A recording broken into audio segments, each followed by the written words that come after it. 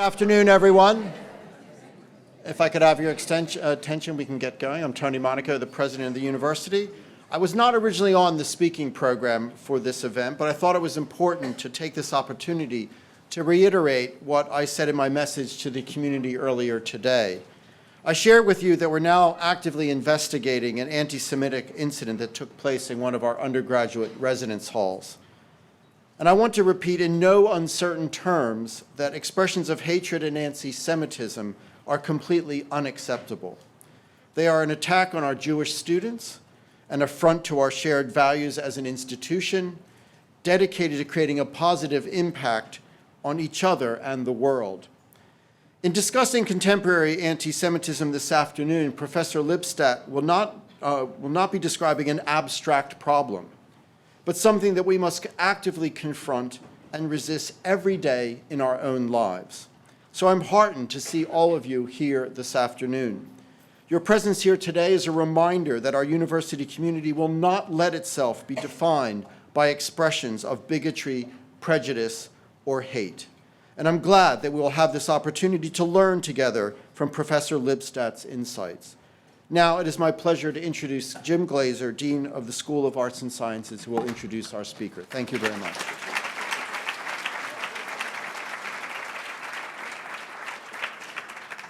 Thank you, President Monaco, and welcome all to the Dean's Lecture as we host Deborah Lipstadt, who will be speaking on anti-Semitism here and now, a topic that resonates, as the President said, as recently as yesterday on this campus.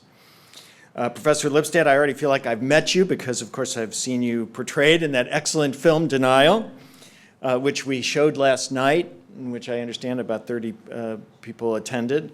It's not every academic that makes it to the big screen, so as one academic to another, I'm totally jealous. Just wait. My life is way too boring, I'm afraid. Before we get started, I want to offer my thanks to my colleague Jim Rice, who is the Walter S. Dixon Professor of English and American History and the chair of the History Department, who helped to arrange today's speaker. And he's been such a great partner in organizing this event. And I am very pleased to welcome Jim's wife, Patricia Heberer Rice, who is joining us as a moderator of today's event and served as a conduit to Professor Lipstadt. Thank you, Patricia, for joining us.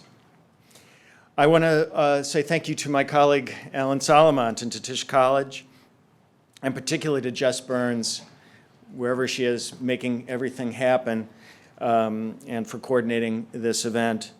And I want to thank my friends at Hillel, Rabbi Naftali Brower and Lauren Bloom, for their partnership in this planning of this event.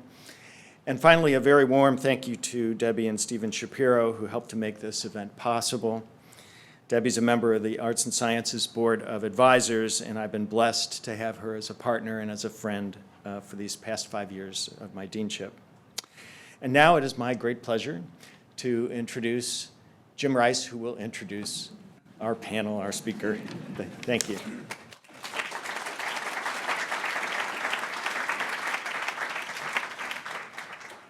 Well, I'm delighted to welcome Deborah Lipstadt to Tufts University.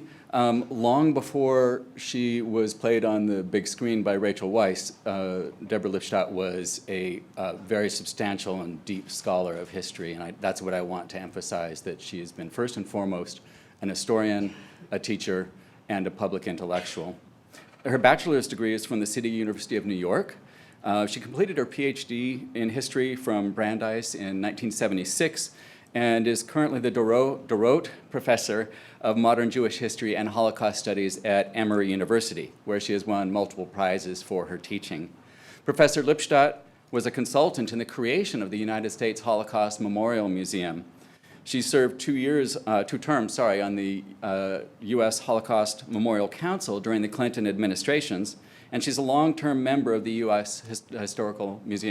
Holocaust Museum's Academic Council. She's also the author of 6 books, including Denying the Holocaust, The Eichmann Trial, and History on Trial, My Day in Court with a Holocaust Denier. Dr. Lipstadt is currently a fellow at the Mandel Center for Advanced Holocaust Studies at the museum. She's been awarded at least 6 honorary doctorates, And in May, Lipstadt delivered the 2019 commencement address at Brandeis University. Lipstadt is also well known outside of academic circles as a result of her having been sued for libel in the United Kingdom by a notorious Holocaust denier and anti-Semite. She described him as a denier in her book. He objected, he sued her, and he resoundingly lost. This, as you might have heard, inspired not just a film, but additional books, at least 3 books generated by this trial that I know of. So Lipstadt's lecture today, Antisemitism Here and Now, is based on her most recent book, a very timely book of the same title, which was published just this year.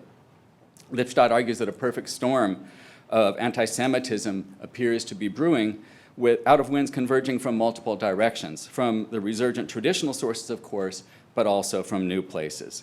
And this is being played out, as you will find if you read this excellent book, at every level from international diplomacy to campus life. Briefly, I'd also like to introduce Patricia Haberer-Rice as the senior historian and director of the Office of the Senior Historian at the Holocaust Museum. She served as historian with the museum's Mandel Center for Advanced Holocaust Studies since 1994, and she will be serving as the moderator for the discussion that follows Professor Lipstadt's talk. So please join me in welcoming Professor Deborah Lipstadt to Tufts University.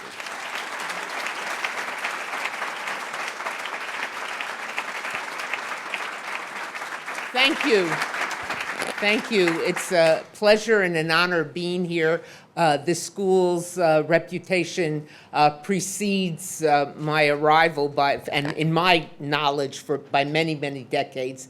And I'm really honored to be here, and thank you for having me, all those who were involved. I begin with a joke. I usually don't begin talks with jokes. I don't usually begin talks on anti-Semitism with jokes. But those of you who have read my book know it's chock-a-block full of jokes. I needed some levity in it. And it's a joke, actually, that I heard in Moscow in 1972 when I was there during Rosh Hashanah and Yom Kippur, the days of Awe, the holiest period of the Jewish year. And I was there purposely to meet with what were called refuseniks, Jews who wanted to leave the Soviet Union and who, according to Soviet law, should have been allowed to leave because Soviet Union said we have freedom of passage, freedom of movement. They wanted to reunite with family, particularly in Israel, and were refused visas to leave, and then were subsequently fired from their jobs, and many of them were scientists, many of them were had leading positions, mathematicians, even historians, and then they were given jobs where they had to they would on night watch duty in a dark, dank building, indicating to them how far they have fallen. So I was walking on the street with one of them as I was going back to my hotel after having been at the synagogue and then spent an evening in his home with other refuseniks visiting. And there was a KGB car following us. Now, it was not that we were so smart to discern the KGB car. That car was following us in order to make itself known that we know who you are, we know you are having visitors. And he says, oh, it's my wife, he called, my second wife. And he said, follows me pretty much everywhere I go. Sometimes I know he's there, and sometimes I'm not supposed to know he's there. So I asked the gentleman, I said, how do you manage to survive? And he said, many different ways, but we use humor. So I said, pray tell. And this is what he told me. Word goes out in Moscow, dead of winter, that a store is about to receive a shipment of shoes. And most of you look too young to know this, but the Soviet Union, despite supposedly being a workers' paradise, according to some people, had a definite dearth of material goods, basic material goods. So that you would walk past the store window, and in the window would be a display of things with an inch of dust on it, because the display never changed, because they never got new things, and they didn't even have what was in the window if you went in. So word goes out that a store is getting a shipment of shoes. Didn't matter, people didn't ask what style, what size, it didn't matter. You got the shoes. If they didn't fit anybody in your family, you bartered them on the black market, they would be useful. People began to line up January, dead of winter, Moscow winters, not easy winters. I know I'm talking to Bostonians, but they're even worse there. And waited all night for the store to open. Store doesn't open. Finally, about 2 hours late, the manager of the store comes out and says, "We are not going to have enough shoes for everyone. Jews aren't getting shoes. Jews go home." So the Jews get off the line and go home. A few hours later, he comes out, "We're not going to have enough shoes for everyone. All non-party members get off the line and go home." A few hours later, all non-veterans of the Great War, all non-medaled veterans. Finally, 6 o'clock, it's dark, then people are frozen, have been online for 24 hours. All that's left is a group of medal-bedecked veterans of the Great War, what we call World War II. And finally, the manager comes out and says, "No shoes today, everyone go home." So two frozen solid veterans, heavily with their medals hanging there, walking away. One says to the other, "Those Jews, they have all the luck." Now, why do I begin with this joke? I begin with this joke because it shows you the absurdity of anti-Semitism. Anti-Semitism is something that has no logic, as is the case with all forms of prejudice. Think about the word prejudice. Prejudge. I've made up my mind. Don't confuse me with the facts. I see a black person coming towards me 2 blocks away, but I already know what he or she is like. I see someone who is in a hijab, I know what they are like. I see someone who is maybe clearly gay, they're wearing some sort of gay paraphernalia, and I know what they are like. I have made up my mind because I am captive of the stereotype. So it is with anti-Semitism. But anti-Semitism is also different from many of these hatreds, many of these prejudices. And I want to explore that a bit tonight. But I also want to explore take a deeper dive into what is anti-Semitism. Now, there's a debate about exactly how you define it. And one definition given by one pundit, I was told this originates in a Hungarian novel, is an anti-Semite is someone who hates Jews more than is absolutely necessary. Now, it may seem amusing, but it actually makes sense. I can hate you. I can hate you for whatever, maybe for good reasons. Maybe you really did something dastardly to me. But if I hate you 1 iota more, or if I add 1 iota to that hatred because you're a Jew, or say what you did to me is because you're a Jew, that's anti-Semitism. Some people rely on probably the most famous, well-known statement to come out of the Supreme Court, Justice Potter Stewart's comment when he was judging whether a film by Louis Malle, the late Louis Malle, the great film director, was pornographic or not. He said, "I can't define pornography, but I know it when I see it, and this is not it."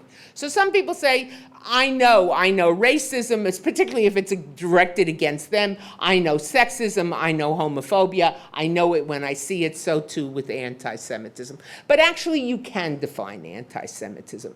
Anti-Semitism has key elements. Now these key elements are 3 or 4-fold. 1, money, something to do with finances, something to do with money, something to do with financial power. Power, the power to use those finances, to use them in a nefarious, deleterious, malicious way, and what we might call intellect, but in this context it would be better to describe it as cunning. A smarts, but again, used in an evil, nefarious way. Now, where does this is the template. If you want to know if someone is just being obnoxious, or if you want to know they're engaging in anti-Semitism, you can sort of look for this template. It generally applies. Where does it come from?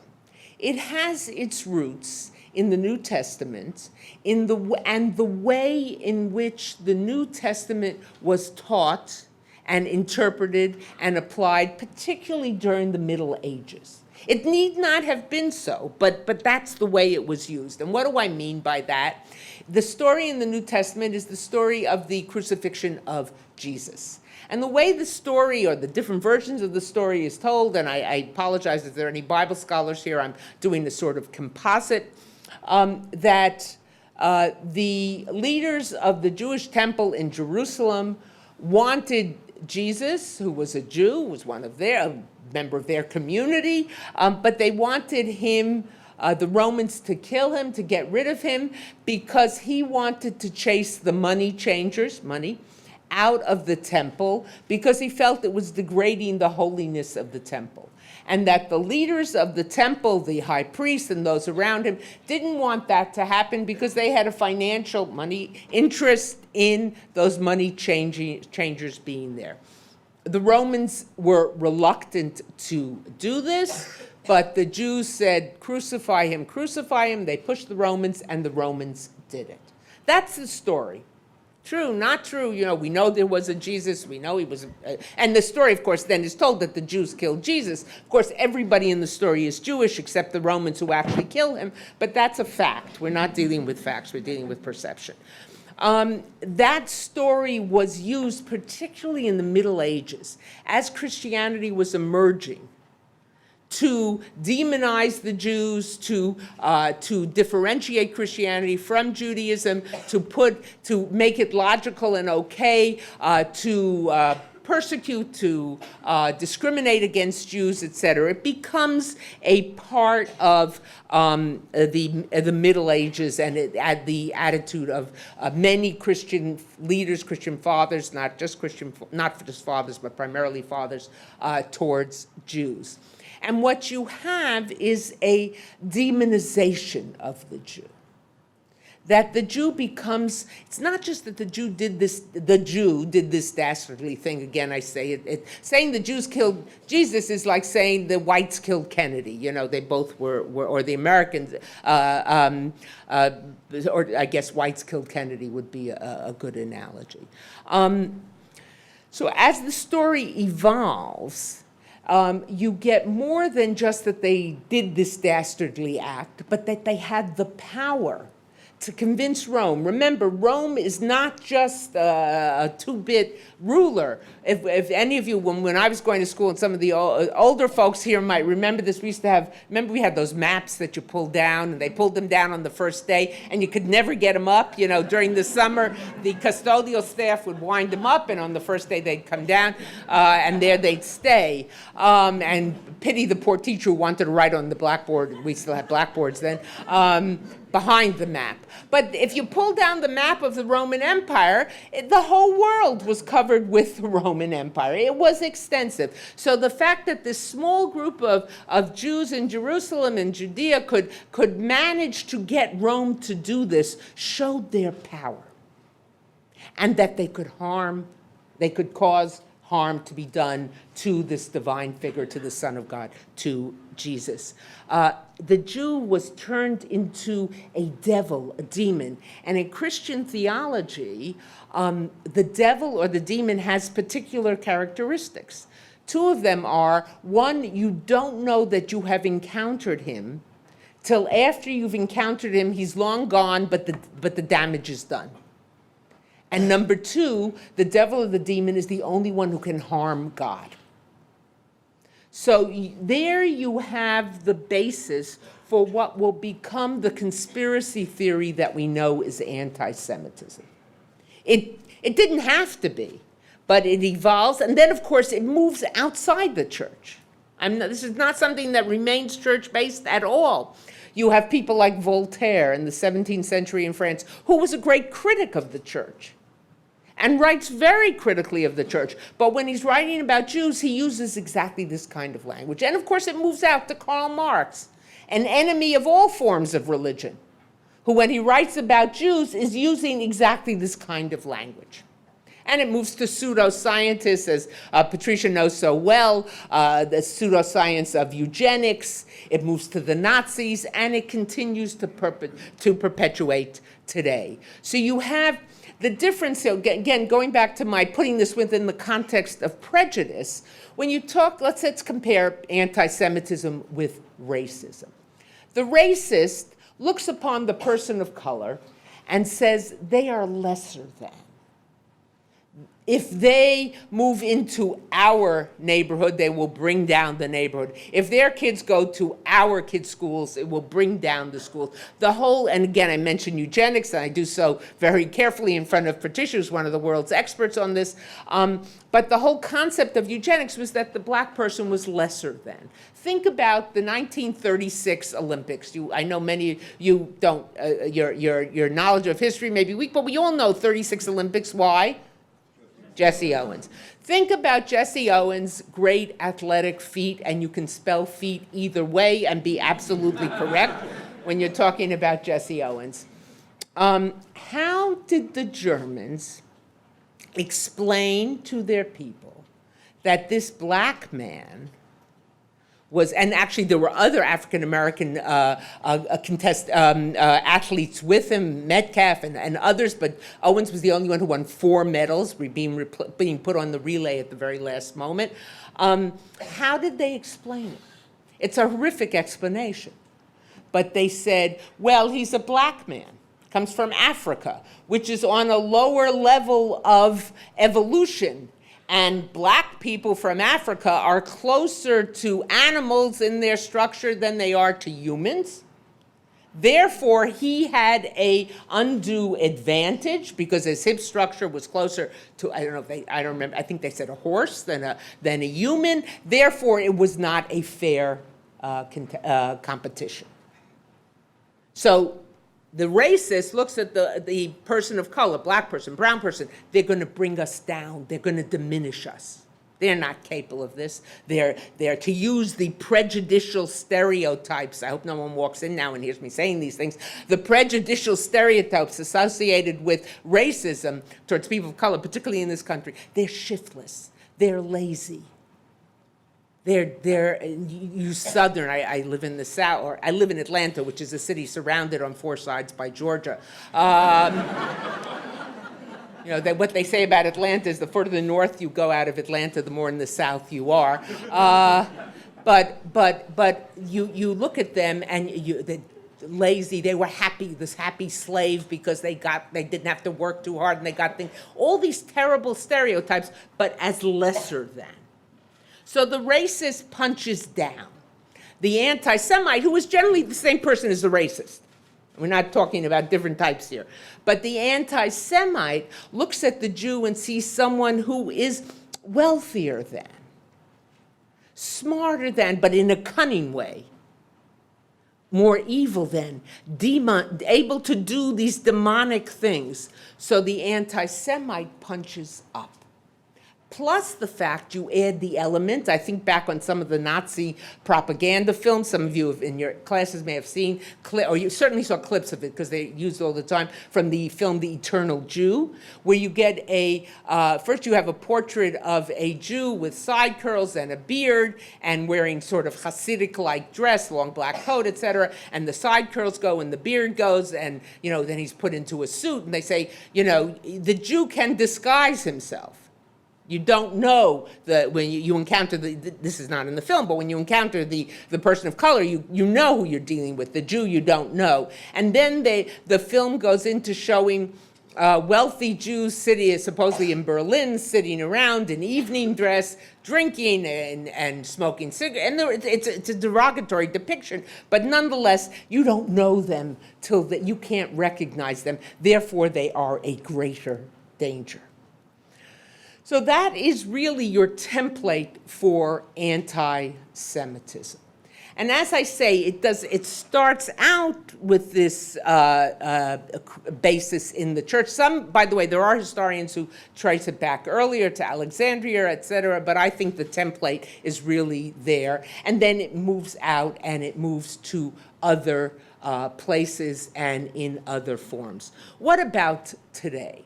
Why is today, I know we're coming up on the Jewish holidays and not Passover, but it seems fitting to say, why is today different from other times that we have faced anti-Semitism? I believe it's different because we are facing what I describe as a perfect storm of anti-Semitism. We see it on the right, white supremacists, white nationalists, and not just that far over, but emerging, getting closer to the center. And we see it on the left. You can think about the British Labour Party, what you're seeing in the British Labour Party, and not just in the British Labour Party, but there it is so clear. On one side, it tends to be more violent. On the other side, it tends to be more institutional. And we see it from other sources as well. We see it from Islamist extremists. And we see it, and I want to be very careful here, but this is particularly, we've seen this particularly in Europe, there are Muslim leaders who are speaking about this.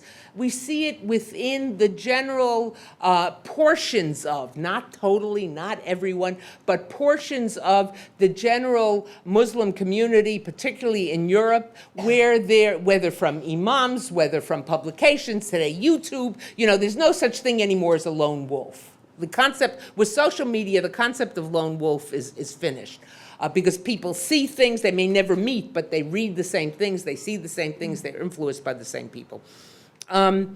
And who hear dastardly things about Jews, often linked with Israel, and I'll talk about that in a moment. And there is that negative attitude that is built in. So we see this perfect storm coming from different directions, plus something else. We see a lack of leadership in many countries, including, sadly, I say, our own, of condemning these developments.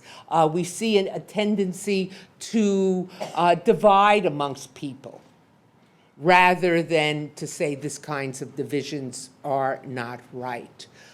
Nice people don't march in Charlottesville chanting, "Jews will not replace us." Nice people don't come to marches sponsored by the alt-right and overtly racist anti-Semitic entity.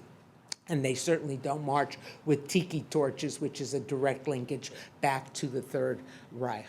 But there are other, and I'm going to go back to these different kinds of anti-Semitism, or let me deal with the two extremes. What are the two differences? How do they present differently? And the truth of the matter is the anti-Semitism, both from the right and the left, is the same, but emerges out of different sources.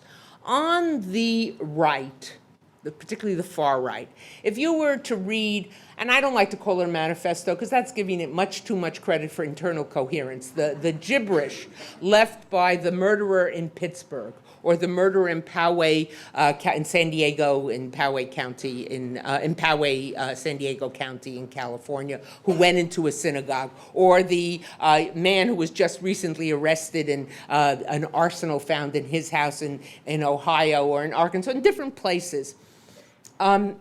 They are beset by what is called replacement theory, white replacement or white Christian replacement theory.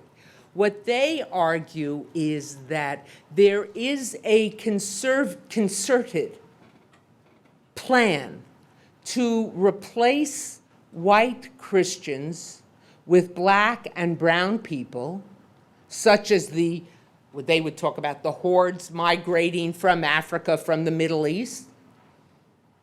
But, they say, remember, punching down, these black, these brown, these Muslim people, they're not smart enough to do this on their own.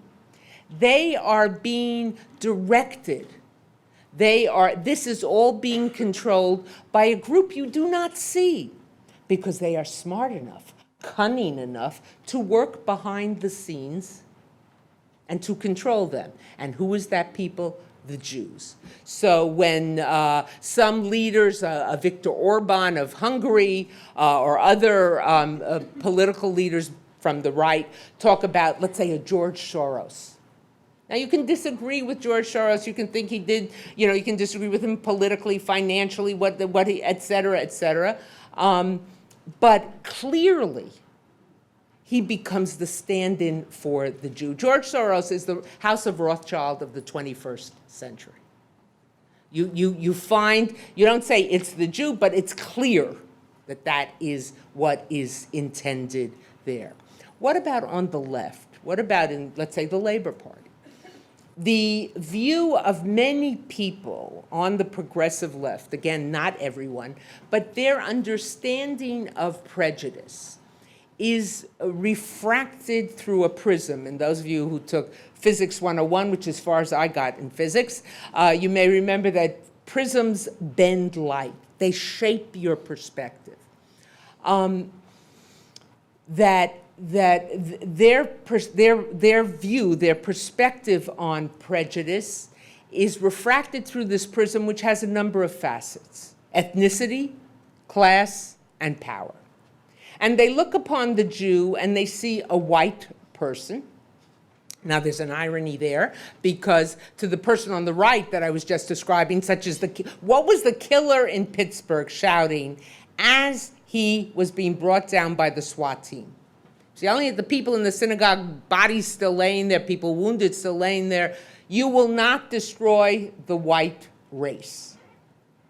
And the scribblings, the gibberish of the young man in California, similarly, this is an attack on the white race. The Jews are responsible for this attack on the white race. So in their eyes, the Jew is not white. But if we look at on this perspective coming from Jeremy Corbyn and those around him, they look upon the Jew and they see a white person, and they see a person of privilege, of wealth. Now, there's an irony there, too, because we know those involved in Jewish life know there are many Jews who are not of privilege. And plus the fact, just as an aside, there may be a disproportionate number of Jews who are better situated financially than others. But if you control for education, in other words, if you just looked at a population based on levels of education, how much education, how many years of education they get. Jews are exactly where they're supposed to be. If you looked at Indians, people from India, you would see a similar kind of level of accomplishment. So, but that doesn't matter. That's a fact. And with Jews, it's associated with the template I was giving you earlier. So they look upon Jews and they say, white people with privilege. Ipso facto, they have power. And if you have power, you can't be a victim.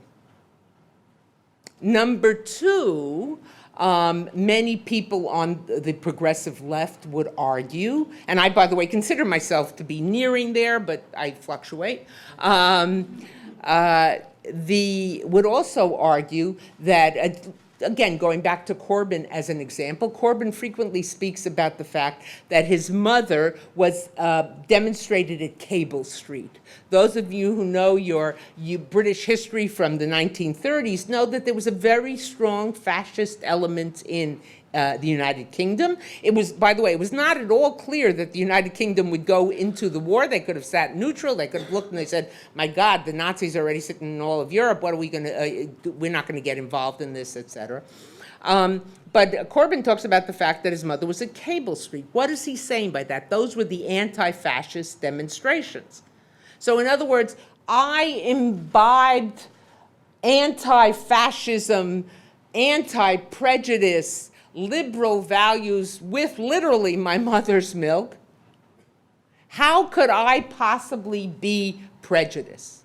Therefore, you couldn't be a victim because you're white and you're privileged and you have power. And I couldn't be a purveyor of prejudice. Therefore, you, who is coming forward and saying it's anti-Semitism, I've been subjected to anti-Semitism, you must have an ulterior motive to bring me down, to do me harm, to defend Israel, to get advantage, to whatever it might be. So you have it, but the way the anti-Semitism manifests itself on both right and left is the same, but it's just coming from different directions. Now, what I've described that really, certainly on the right, is the extremists. We all recognize the extremists. Were we to see someone walking down the campus or walking on the outskirts of campus in a white robe and a white sort of pointed headdress, we would recognize Ku Klux Klan. If someone were to march with a Confederate symbol or something, we recognize that extremism. And on some level, other than the fact that those extremists do the most damage, on some level, they're the least dangerous because we can know them, we can spot them. But let's move a little bit over to what I describe in my book as the dinner party anti-Semite. The dinner party anti-Semite, someone who would never think of doing anything overtly anti-Semitic, overtly racist, but who might say at a dinner party, oh, our firm just hired a new young associate. He's Jewish, but he's very honest. Or he's black, but he's very hardworking. That's akin to some of my best friends are, you know? I remember one of the few times, I have not personally encountered, other than being involved in a 6-year lawsuit and sitting in court for 10 to 12 weeks across from an anti-Semite, which is a little bit unique. But in most of my life, I haven't really encountered anti-Semitism. But once when I was a child, I would say I probably was 10 years old, 11 years old, I don't remember exactly. I was with my father in I believe it was a hardware store. And he didn't wear a kippah in public. He wore a hat, very distinguished, you know, and in the 50s and 60s, men wore hats till John Kennedy went bareheaded, and that was the end of the hat industry, as you know, here in Massachusetts, because many of them are right here. But somehow the man knew my father was Jewish. Maybe he was buying something for the synagogue. Maybe he was buying something to build the Sukkah for the Festival of Tabernacles of Sukkot. I don't remember. But he said, oh, Mr. Lipstadt, some of my best friends are Jews. And very proudly. And as we walked out of the store, I said, isn't that nice, Daddy? Some of his best friends are Jews. And my father said something which I didn't fully grasp then, but now I get totally. He said, you will never hear someone boast, some of my best friends are white Anglo-Saxon Protestants, you know? The minute you're boasting, some of my best friends are Jews, some of my best friends are black, some of my best friends are gays, whatever, Muslims, whatever it might be, you're saying, I'm friendly, look at me, I'm friendly with them. Or, I'm friendly with the good ones, not with the other ones. So it's that subtle kind of anti-Semitism. In fact, one of the places I did encounter anti-Semitism, my very first teaching job was at the University of Washington in Seattle. And I was the first person at the university to have the word Jewish in their job description. Not that you had to be a Jew, that couldn't be, that was illegal, but that I was a professor of modern Jewish history in the history department. So I went, my first year, things are going exceptionally well. I'm teaching great classes. Classes are packed. I'm doing my work, and students are excited. I'm interacting with faculty. And towards the end of the first academic year, someone from the history department who did British history said, Deborah, let's go have coffee. So I went to coffee with him. I was a junior person. Senior person asked you, you went. And over coffee, he said to me, you know, Deborah, last year, when this job was being decided upon, and the definition was being made of the job description, and the candidates were being interviewed, and the short list being compiled, and the candidates came to campus, I was on leave. Now, this is before social media. There was a time before email and social media. So if you were on leave and you were in a different country, you know, there were things we called letters. You put them in an envelope, you put a stamp, and you sent them. You know, and you weren't expected to answer the minute you got it. But he said I wasn't really involved in things. I was away. I was doing my research. So when I came back, I heard, he said, much to my dismay, I think he may have even said horror, but I think I'm blocking that out. We had hired a New Yorker, a woman, a Jew. I said, oh, what did we get ourselves into? Then he paused and he said, but Deborah, you're the best thing to ever happen to this department. And I just looked at him dumbfounded. To my enduring shame, I did not say, that was the most anti-Semitic thing I've encountered since I was 11 years old, and an owner of a hardware store boasted to my father, some of my best friends are Jews. He had fallen into the stereotype, and because I did not fit the stereotype, it was okay. But I was the exception. I was one of the good ones. So you have the extremists, you have the dinner party, then you have what I call the anti-Semitic enabler. Someone who themselves may not be an anti-Semite. And really, it's immaterial, and sometimes it's counterproductive to get into a conversation of whether they are an anti-Semite or not, but who enable anti-Semitism. And into this group, I would put, somewhat controversially, but to be balanced, both President Trump and a person like Jeremy Corbyn. Now, I don't think that President Trump is an anti-Semite. About racism, I'm being a racist, I have more doubts. In fact, I have few doubts, but that's for someone else to lecture on. But I do think that with his rhetoric and with his comments, he enables anti-Semitism. He makes those people who feel it's okay to put a swastika on the door think that it's okay. Whether he wasn't at all involved with the shooters in the synagogues and the people who have collected these arsenals. But when you read their stuff or their postings, they all think he's on their side. They all think he agrees with them. And when he speaks out against these things, they believe it's a dog whistle. You know, he's being forced to do it by the powerful ones. But we know what he really believes. I'll give you an example. During the presidential campaign, he was praised and endorsed by David Duke, the former head of the Ku Klux Klan. So on television, he was asked quite explicitly, do you eschew, do you reject this support?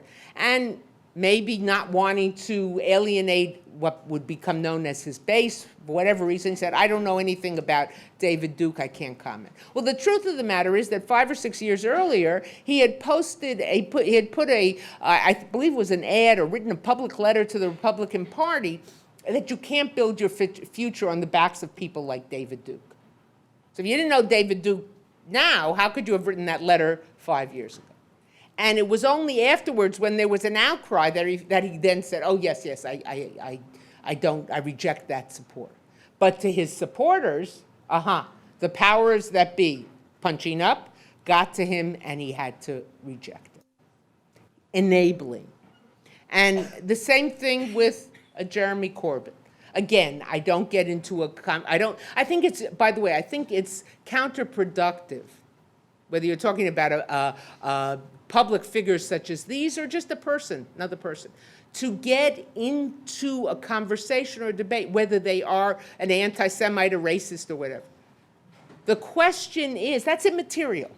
The question is, do they enable racism? Do they enable anti-Semitism? You can be an anti-Semite, a racist in intent or in action. And if you have a pattern, people make mistakes, they say wrong things, they say things that they don't understand how they're heard, that I understand. But when you have a pattern of enabling this kind of sentiment, then you've got to say this is an enabler. And we certainly see it with many of the people in the British Labour Party, and not only the British Labour Party, in our own country as well, and in their repeated comments and repeated behaviors. Then there is something called the clueless anti-Semite. The person, and I'm not dismissing it by calling it the clueless. And by the way, this applies also to racism. The person who makes a comment and doesn't even realize how anti-Semitic it might be. I'll give you an example. A friend of mine was graduating from graduate school. She'd gone to graduate school in New York. Her family, a Jewish person, modern Orthodox person, and she was in a cohort in graduate school with a number of other students, all of whom were from outside of New York, no familial connections in New York. So my friend's family invited them over for holidays, was very welcoming, very hospitable. It's a very hospitable family. And the group was having a final lunch right before graduation. And they were talking about what they were going to miss in New York. This happened to be a group of women. And one of the things they hit on was they were going to miss the great bargains that were available in New York. We had something akin to Filene's Basement, Lohman's. But when one of them was about to talk about a store she had just discovered, she said, I just discovered the store and I'm about to leave New York. I'm going to so miss it. She turned to my friend, the only Jew at the table, and said, you're really going to be interested in this. Now, this was one of her closest friends for the past 3 years. Most of us would wake up in the middle of the night, 2 o'clock in the morning, and say, this is what I should have said. You sit bolt right, and it's too late. The moment is past. But my friend was very quick, and she said, I didn't know Jews were the only ones wise enough to want to save their hard-earned money. And the young woman got it. My point is that it's not about the woman, but it sometimes shows you how deep into the weeds prejudice can go, that we engage in it without even realizing, hearing what we are saying. To some degree, that is the most dangerous, because it's a person who doesn't even realize, isn't aware of what they are engaging in, what they are doing. What about, I'm running short on time because I know we want to leave time for questions. What about Israel? I think the canard that, that criticism of Israel as anti-Semitic is simply silly, and I know of no serious person who considers that to be the case. I often hear people saying, I can't criticize Israel because I'll be called an anti-Semite. I want to know by whom, because if you're being called an anti-Semite for criticism of Israel, then the person who's criticizing you is pretty stupid. Because all you have to go is to the Israeli Knesset, which is in the midst of deciding who will be in it right now, and you'll hear criticism of Israeli policies. That's not it. It's when you look upon the situation in a myopic kind of way. When you apply all the wrongs to only one side, or you use anti-Semitic imagery to explain the situation. And you talk about, a genocide of the Palestinians, the Jews as the Israelis as the Nazis of the Middle East, et cetera. I don't agree with much of Israel's policies vis-a-vis the Palestinians, but to talk about a genocide is to use the word genocide loosely and in a way that if I were a Tutsi in Rwanda, I would be really disturbed. Or victims of genocide, or Muslim in Sarajevo, in Srebrenica, etc. Recently had an exchange with someone who was overtly critical of and doesn't believe in the right of Israel to exist, etc. And we were very much on the other side, two different sides of the spectrum. But we were talking, we were having a surprisingly a congenial conversation. And he was saying, well, Israel was founded in sin. Therefore, it doesn't have a right to exist.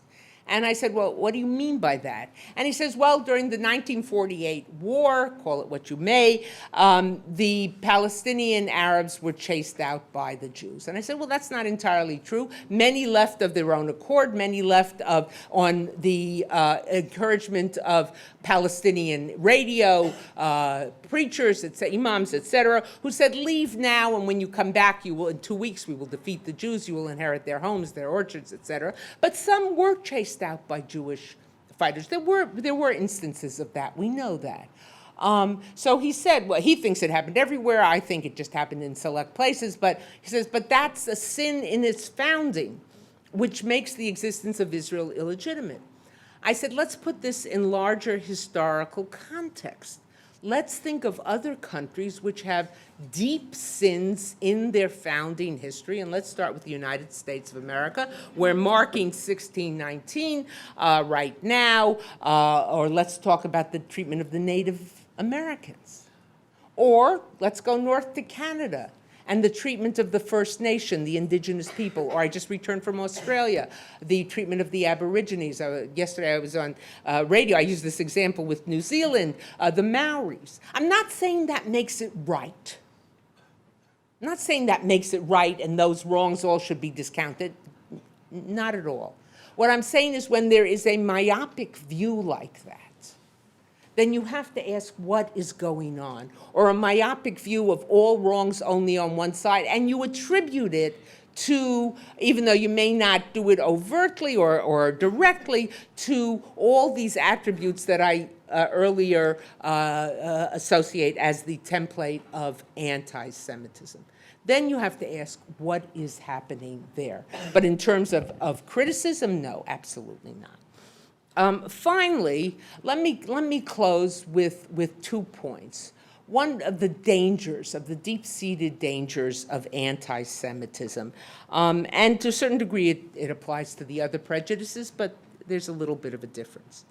First of all, I worry about how Jews might perceive of themselves as a result of this current rise of anti-Semitism. And here you can put this to other groups that face prejudice, often more overt prejudice.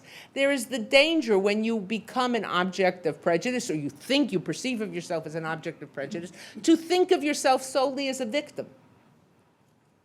And to lose sight of the other positive elements of your tradition, your heritage, etc. Let me use the women's movement. I was here in graduate school in Boston, in the birth of the women's movement, and in the beginning, the mood in the women's movement was we've been discriminated against, we've been victimized, and it still is an issue, clearly. But as women began to gather and talk about this and interact one with the other, we also discovered something very affirming. And that was the power of what might have been called then sisterhood, connections, support of one another, and not just to see ourselves as the victims. And I worry that that is often the case with this rise of anti-Semitism.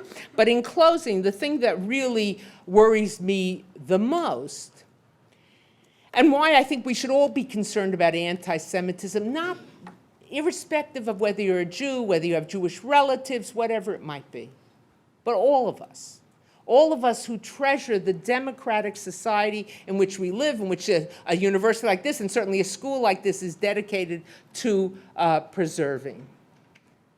And that the reason to be disturbed and worried about anti-Semitism is not simply if you are a Jew and it's your ox who's being gored. Certainly, the victim is always the victim of the particular group is the most worried about it. But it's more than that. And it's not just if you have Jewish relatives or neighbors or friends or what. Yes, they're people you care about, so it's not just an amorphous thing. Or you hate all forms of prejudice. Those are all good reasons, but not sufficient. The reason deep down to be so worried about anti-Semitism is that goes back to the point I was making originally at the very outset. It is a conspiracy theory. It suggests, it argues, it posits that there is a group in our society controlling immigration, the banks, judges, FBI, CIA, media. The minute you believe in conspiracy theories, the minute you lose faith, and that's not to say that some of these institutions are perfect, they're not. But the minute you think they are corrupt at their core, you begin to lose faith in those democratic institutions which are at the heart of the society in which we live. So this is a danger not just to a particular group, but far more to the society in which we live. And the final point I want to make, especially in light of the incident you were talking about at the very outset of this event, is that to remember that no genocide, not the Armenian genocide, not the Holocaust, not the genocide of the 15,000 Muslim young men and men and boys in Srebrenica, not the genocide of the Tutsis in Rwanda, Darfur, no genocide ever began with action. Every genocide begins with words. Not everybody who hears the words, not everybody who speaks the words will go on to be a genocideer, a committer of genocide. But everyone who does, who goes on to do evil, will have started with words. Words count. Thank you very much.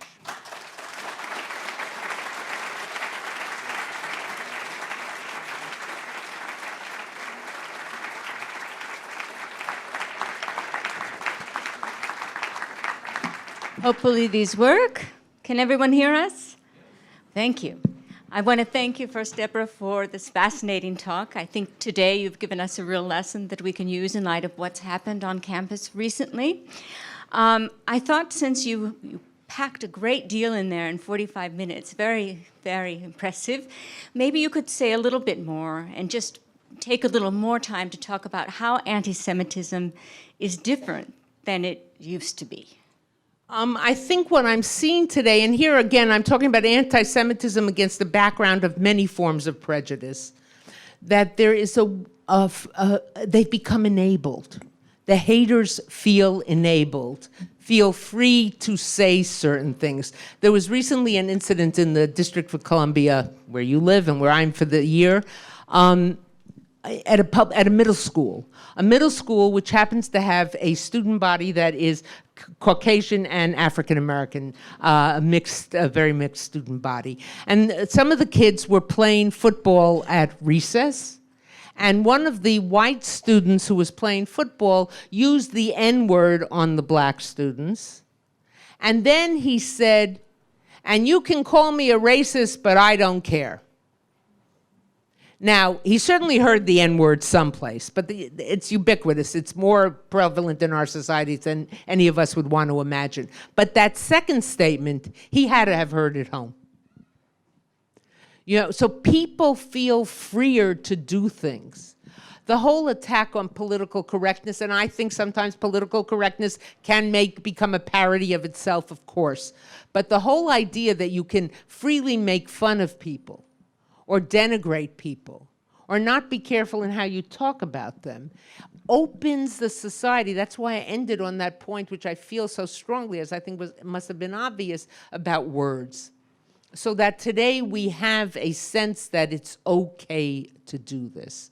And I think that that's quite disturbing. Most of us will never, hopefully, it's to be hoped, witness an overt action of prejudice, violence, but we hear the words all the time. Thank you.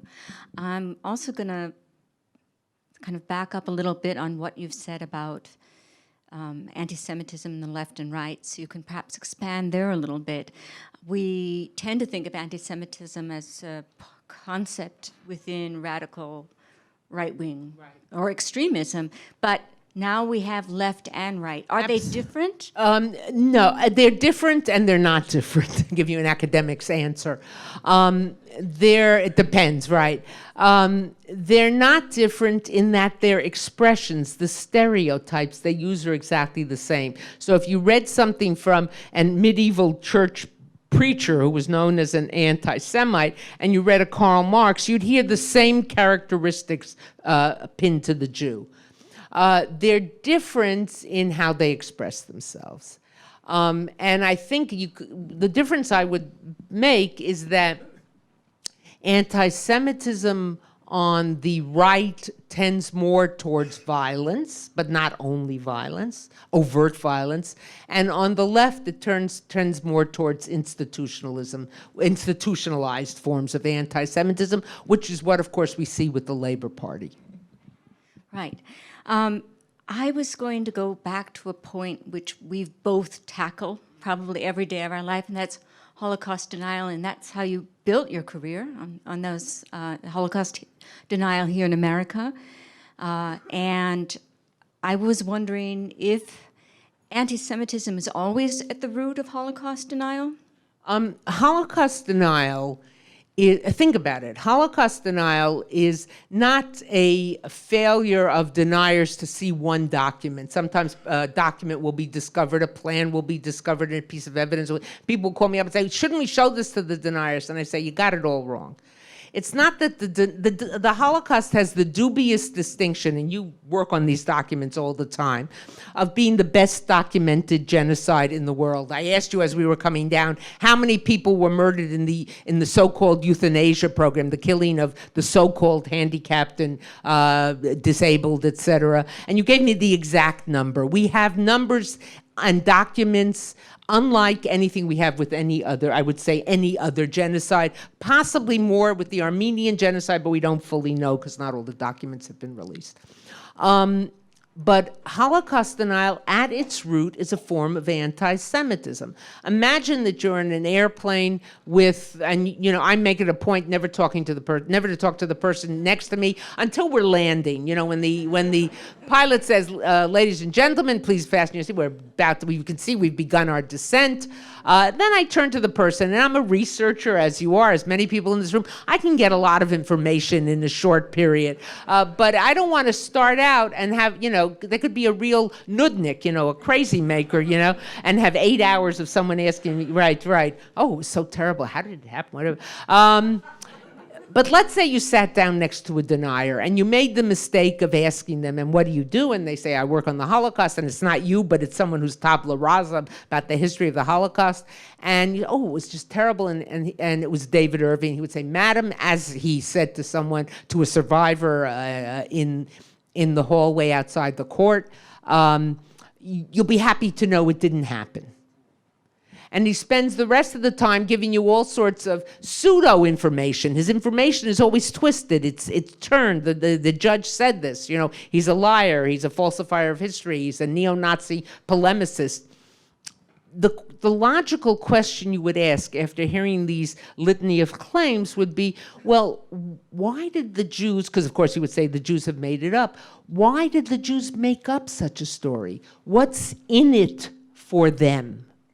And the answer he would give you, and that deniers do give, is that what did the Jews get out of the Holocaust? Well, what they got out of the Holocaust, the denier would say, is the state of Israel, even though on historical grounds that's not entirely correct, because there would have been something there, certainly without a Holocaust, but that's the perception. And what else did they get? Reparations, which is a fancy word for money. So there you have the template. They used their power to get Germany, and not just Germany, but the rest of the world, to go along with their hopes, to conduct the Nuremberg trials, to add to create a concept, crimes against humanity, to try people for this, to get the Germans to have to pay billions in reparations, and to carry the burden of this mark. Look, when Chancellor Merkel made certain decisions, even on letting in refugees, she made them in the context of Germany's legacy of the Holocaust. They did this all for their own purposes. So when you break it down structurally, when you look at anti-Semitism structurally, it is a form of Holocaust denial structurally, it is a form of anti-Semitism. Cunning and inferior. Yeah. I mean, it hit me like a clap of thunder yesterday when I was kind of trying to think about some questions to ask you this evening. And I work, as you've said, on the murder of the disabled during the Holocaust. The Nazis murdered about 250,000 of those. They murdered 250,000. You more than work on it. You're one of the experts in the world on it. So. But nevertheless, she has the power to make me speechless, which is a hard thing to do.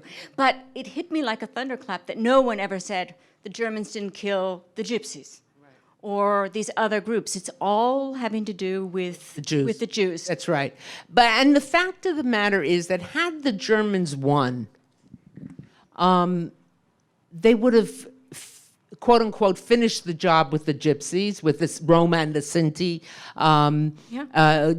which many people call Gypsies.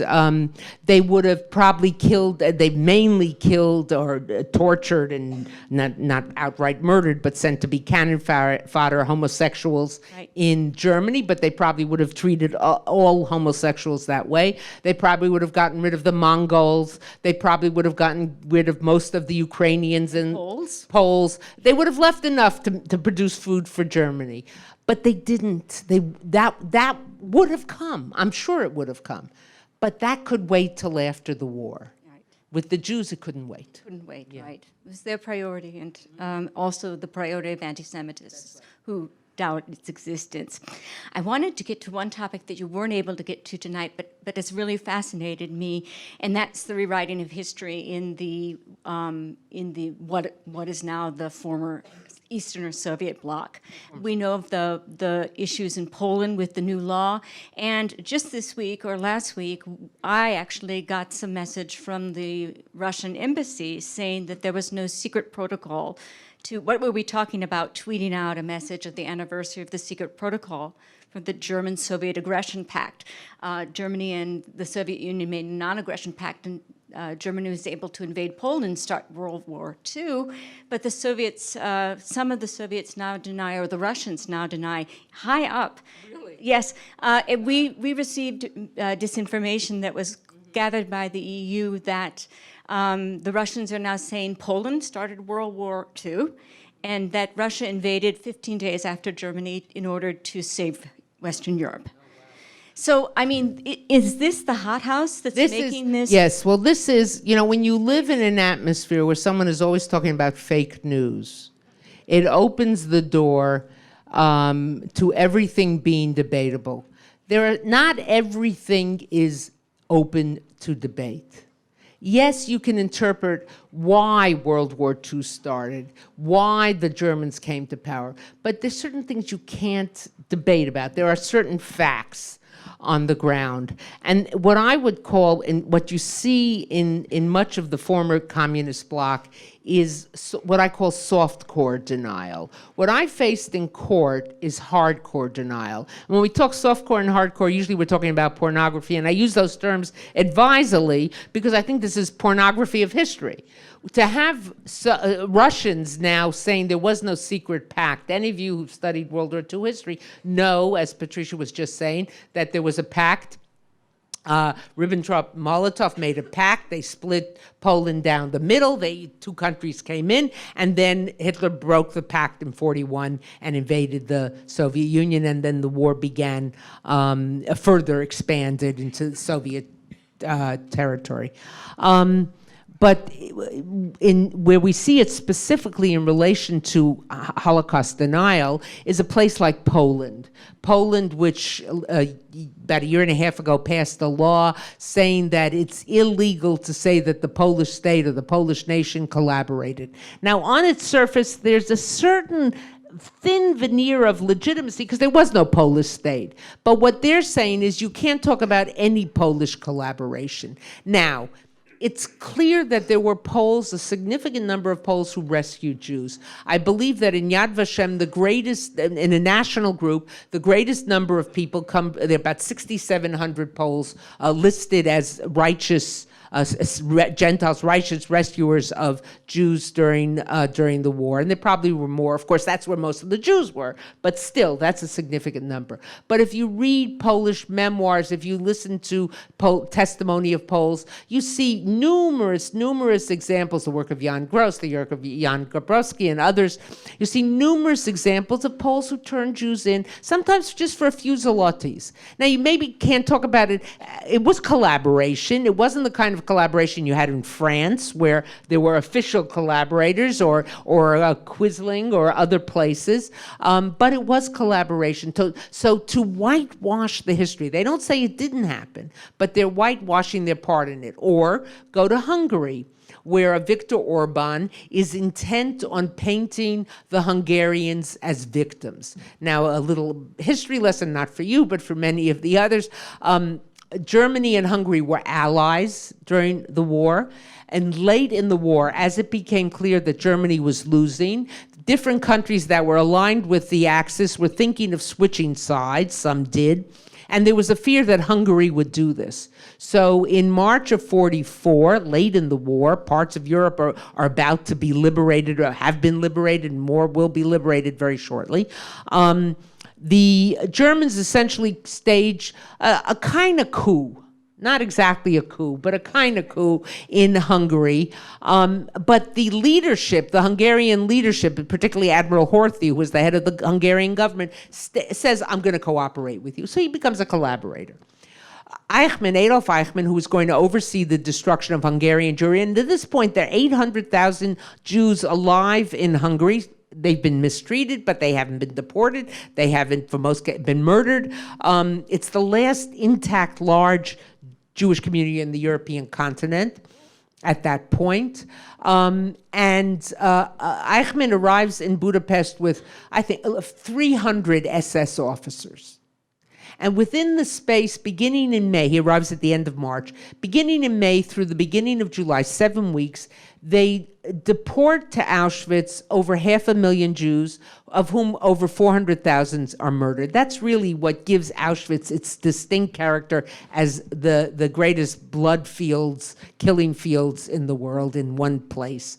You don't do that with a couple of hundred helpers. You do that with the help of Hungarian militia. You do that with the help of Hungarian police. You do that with the help of Hungarian railway. You do that with the help of all sorts of infrastructure of Hungary. Hungary was deeply involved. The Hungarians were deeply part of it. Fast forward to Viktor Orban, and then the communists come and take over, and it becomes a communist country. So when end of communism, it's the people who sort of are the heirs to these people who were the collaborators now in the leadership. They want to whitewash the history. It would like be people in the South saying, oh, the Confederacy was just about states' rights. I always say, when I hear that, states' rights for what? To buy and sell and to keep and to enslave people. But it's that rewriting of history. So it's not hardcore denial and denying what happened, it's denying your role in it. Excellent. I think we have some students and members of the community who are here that have had put forward some questions ahead of time from our audience, and they're going to ask you some questions.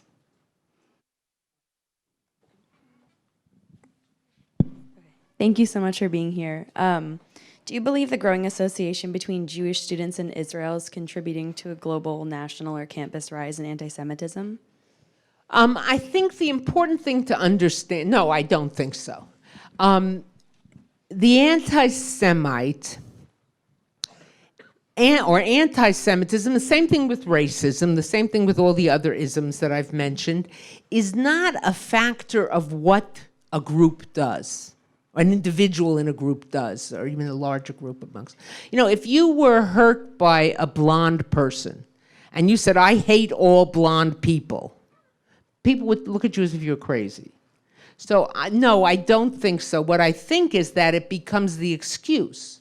It becomes, oh, it's okay to express it. Again, that's not to say that every criticism, or if there are groups on campus that are critical of Israeli policies, just like they're hopefully critical of other policies of the treatment of Muslims in China or whatever it might be, that makes them anti-Semitic at all. But when they fall back on using anti-Semitic imagery or anti-Semitic rhetoric, then it's coming from someplace else. Thank you so much for being here. My name is Ben Shapiro, and I'm a senior. As of 2 days ago, with the swastika being placed on a student store, that marks there being an anti-Semitic attack at least once in all 4 of the years that I've been here at Tufts University. What responsibility do you think this administration has in fighting anti-Semitism on campus, and what actions do you think they need to take? Well, I think you heard a very strong statement from President Monaco, whom I can't see, but I think is hiding there in the corner. Not hiding, sitting unobtrusively in the corner, hardly hiding. I think it's very important that an administration responds. Of course, you investigate. Who did this? How did it happen? What happened? I think it's very important that there be an unambiguous stance on the part of administration, irrespective of who the victim is, against these kind of things, as I believe you've had here. It's got to be that this is not what a university is all about. Universities are about being challenged on your ideas. Universities are places where you're made to feel uncomfortable because you come with preconceived ideas, and maybe someone says, hey, think about it differently. But they're not places for expression of prejudice, of hatred, whomever the victim is. Having said that, I think it's also important to keep things in perspective. I'm not saying don't take them seriously. I think they absolutely have to be taken seriously. But I would hate word to go out, anti-Semitism at Tufts. There's a balance. Because why? Because it makes a situation seem more dire than it is, I tend to be an optimistic person, though the definition of a Jewish optimist is someone who thinks things can't get any worse, a pessimist thinks they can, and a realist knows they are. But if you use that line, I get the credit for the second two. The first one, I don't get the credit for. But I think it's also important to keep things in perspective. I'll give you an example. I have this in my book. In Emory, we used to have a dental school. And in the 50s and 60s, the dean with the apologies of the deans present, we had a dean of the dental school who was an outright anti-Semite. He didn't control who was admitted to the school, but he did control how students were graded and who got to stay in the school. And he clearly, and it's been documented, absolutely documented, that he clearly went after the Jewish students. There would be about 4 or 5 Jewish students who would get in each year, all men, all white, but Jews. They would get into the school, and he would make sure they were either flunked out or forced to repeat a year. And this became quite known, and finally he left the school. Fast forward to about 5 years ago at Emory, when one of the men to whom this happened, who went on to become a dental surgeon, first said, oh my God, he came home to his immigrant parents and his mother said, couldn't you have worked harder? But then it became clear, he went on, he became a stellar dental surgeon. He did this research, brought it to the university. He brought it to us, to a number of professors, and we said, we have to bring this to the university. He said, they aren't going to want to hear that. And I said, it's a different university. We brought it to the president's office, and it was like pushing against an open door. The president was shocked by everyone knew it had happened, but he had never seen the detail. This man had gone and found most of the guys, over those 15, 20 years had been thrown out. Most of them were still alive. One had gone on to become a thoracic surgeon after, again, thinking he was a complete failure. And Emory invited them back to campus. And there was a massive outpouring of people to the campus on the night that they came with their kids, with their grandkids. Some had never told if they went on to fields of medicine, most of them had never told their partners or their coworkers that this had happened to them, because they were still, at age 70, 80, they were still embarrassed by it. They hadn't told their families. And the president of Emory stood up there in front of them and about 1,000 other people and said, I am sorry, we are sorry. And my friend Perry Brookman, who was one of the people who this happened to and who did the research and then did a film on it and then wrote a book about it, which has just come out, he goes around talking now for the Emory Alumni Association. He said, that's the story. Not that there was discrimination. There's discrimination in the 50s and the 60s everywhere.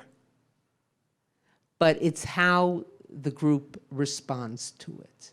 So I think when you talk about what happened here, you have to talk about what happened and what the response is. That's part of the story, too. Next. Hi, I'm Jennifer Peace. I'm the interim university chaplain here at Tufts, and thank you so much for your talk. I was curious, given the work you do and the trends that you are seeing, where do you find hope? That's a great question. I said an optimist is someone who thinks things can't get any worse. But I'll give it to you. I'll take off my mortarboard, so to speak, my academic hat, and put on my kippah, as if, and speak personally as a Jew. I was in Poland this summer. Every summer I find myself at some place in Europe and generally in the former Soviet bloc, as I know you do as well. I study the Holocaust. The Holocaust resulted in the death of 1 out of every 3 Jews on the face of the earth. 1, 2, 3 dead. 1, 2, 3 dead. Jews haven't replaced those numbers. Those numbers are still lost, but they're here. They're here. Synagogues, schools, Hillels, Jewish studies programs, fully functioning. There was a partisan song the song after the Warsaw Ghetto Uprising. The Yiddish poet wrote the partisan song. And the refrain is Mir seinen da, we're here. In fact, if you want to hear a fabulous rendition of it, Paul Robeson sang it in Moscow in 1949 as his statement against Stalinist anti-Semitism. Just put in Paul Robeson, 1949, partisan song, Ghetto Warsaw Partisan, and it's just, anything. He could sing the grocery list and it's moving, but him singing this is just unbelievable. So the fact that Jews are still here, that we're alive, that we're well, that we're functioning, that we're succeeding, how can you not be optimistic? It shouldn't it's as illogical as anti-Semitism. So, how can I succumb to pessimism? I think we have 2 more questions. We have one. Yes, thank you so much for coming. I just wanted to ask, what role do you think the 20th century, the general assimilation of Ashkenazi Jews into white America has in the new wave of anti-Semitism today? I think one of the things where the Jewish community has been very, very lackadaisical is to recognize the existence in greater numbers than we ever imagined of Jews of what might be called Jews of color. And the anti-Semites certainly haven't recognized it. I mean, over 52% of Israel's population would be considered Jews of color, Jews from the Middle East, Iraq, Iran, Morocco, Algeria, Ethiopia, et cetera, India. But I think it's very important. It's a sort of inbred Jewish racism to assume that all Jews are Ashkenazi, European, white, whatever that means in that context. And I think it's very important, when you say to someone you don't look Jewish, there's no such thing as looking Jewish. Plus the fact that if you can convert into a group, someone said to me, well, why aren't Jews a race? I said, because as long as you can convert into it, it's not a racial thing. But I think you raise a very important issue for Jews to think about very seriously. And lastly, also thank you for coming. And that comment and question makes me think of being in Italy and how they told us there were no Sephardim or Ashkenazis. They were there first. Has Holocaust denial abated, or as the years go on, is it increasing? And if it's increasing, in which countries do you see it besides the USA, which we see? Actually, I think hardcore denial suffered a really serious blow with my trial. And for that, I don't take credit. That the team of historians and lawyers, and people who supported us really deserve much of the credit. And what it did is before that, you used to have people who would say, well, of course there was a Holocaust, but were there really 6 million? Of course there was a Holocaust, but how do we know about gas chambers? Of course there was a Holocaust, but maybe, that kind of thing. You have relatively little of that hardcore today. But you do have softcore. I'll give you an example, and not from a far distant group, from the former mayor of London, Ken Livingstone, who talks about the Zionists and the Germans Nazis in collaboration, and how the Zionists got the Nazis to do certain things, et cetera, et cetera. That's his roundabout way of attacking Zionism.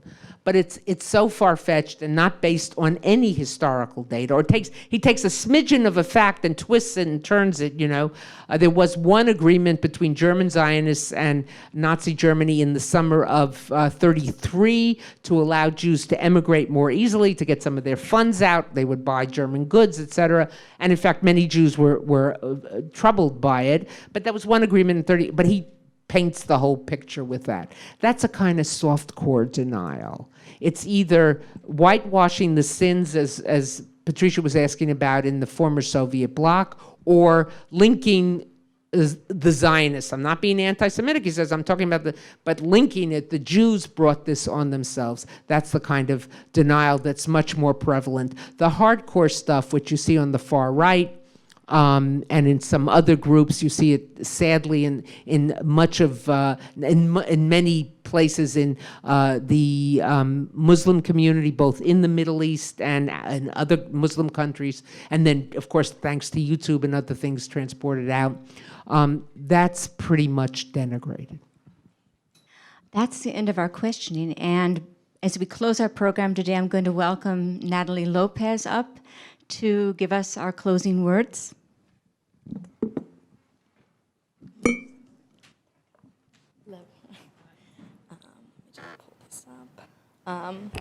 So thank you, Professor Lipstadt, for being with us this evening and for sharing your insights and expertise on such an important topic. We're so grateful for your dedication to your work to make the world a more informed and empathetic place, and for bringing that here to the Tufts campus. I'd also like to thank our sponsors for their work to make tonight's program possible, including the Office of the President, the School of Arts and Sciences Dean's Office, the History Department, Tufts Hillel, the Tisch College, and Deborah and Stephen Shapiro. We appreciate your support and partnership. And finally, thank you to everyone for coming this evening and taking the time to hear this very timely and relevant talk.